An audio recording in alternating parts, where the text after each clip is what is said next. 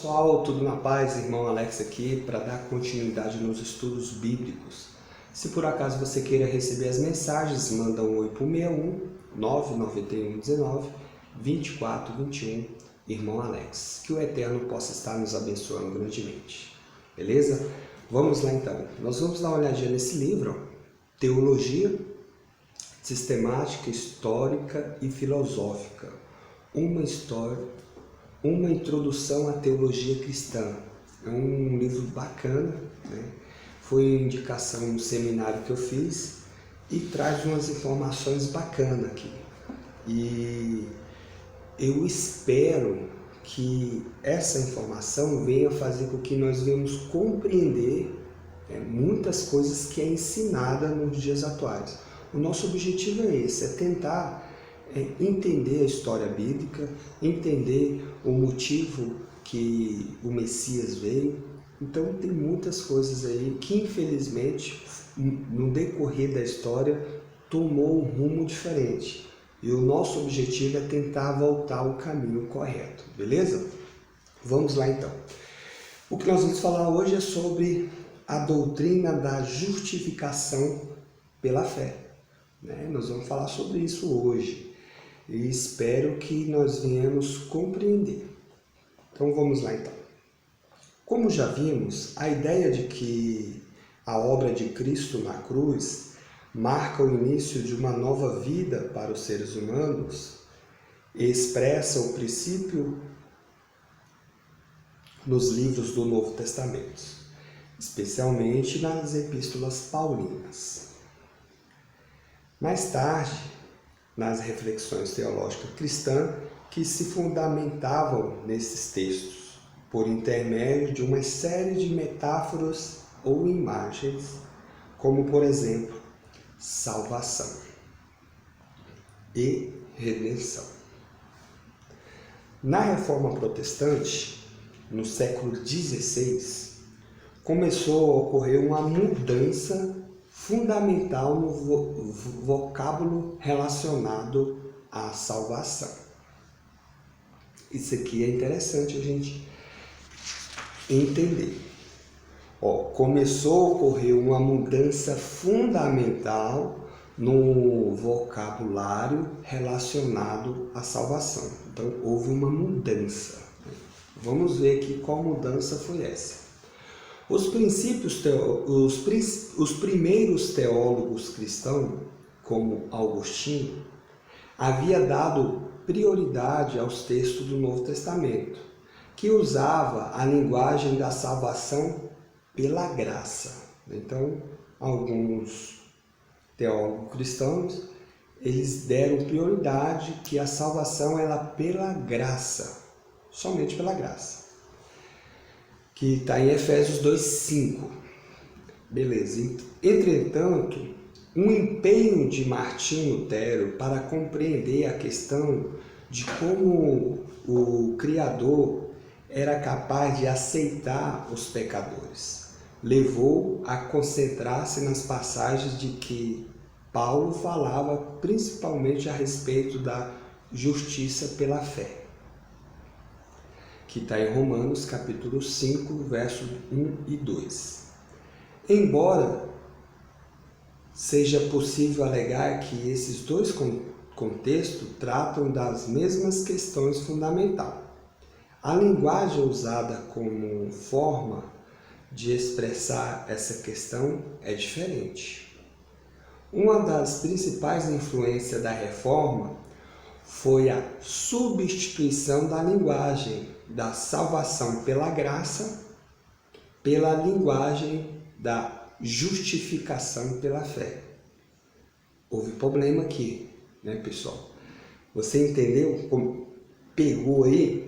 Então, houve na Reforma Protestante, uma das principais influências da Reforma foi a substituição da linguagem da salvação pela graça. Salvação pela graça. Quando a salvação pela graça é um ato divino. A salvação é algo que vem do Eterno, né?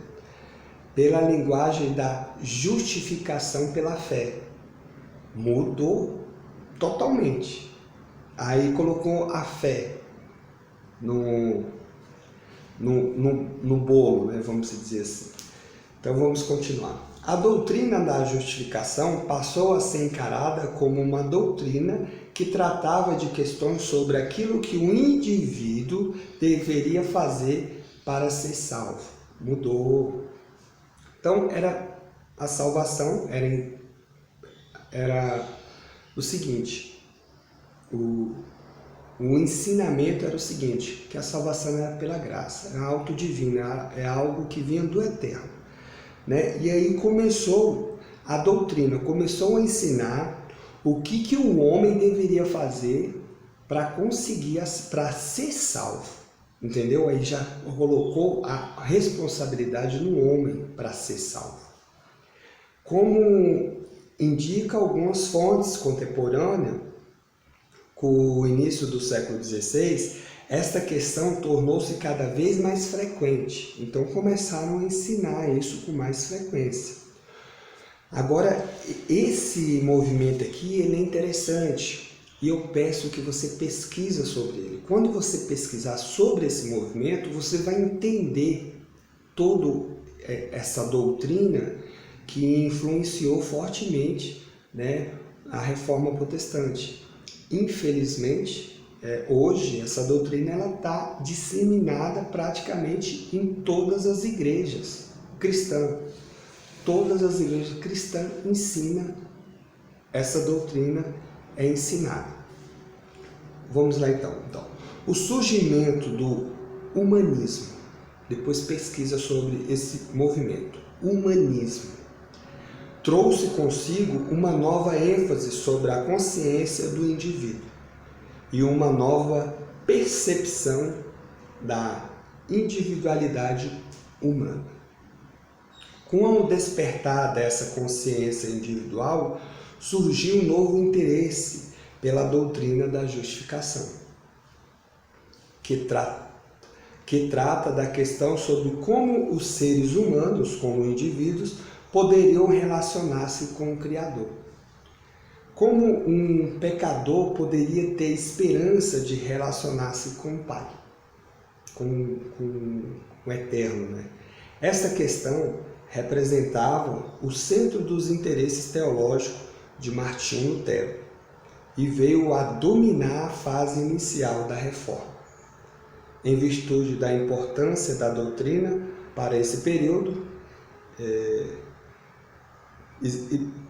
está dizendo aqui que vai examinar, né, e começar pela discussão de Martinho Lutero sobre esse tema. Então, nós vamos falar mais sobre esse tema aqui, justificação, né, o entendimento, o pensamento, como surgiu, né, e você começa a entender, né, hoje nós vamos falar só até esse momento, como essa doutrina ela está disseminada aí nas igrejas e é um problema, né? Então você vê aqui no finalzinho que fala que essa questão representava o centro dos interesses teológicos de Martinho Lutero, que veio a dominar a fase inicial da Reforma.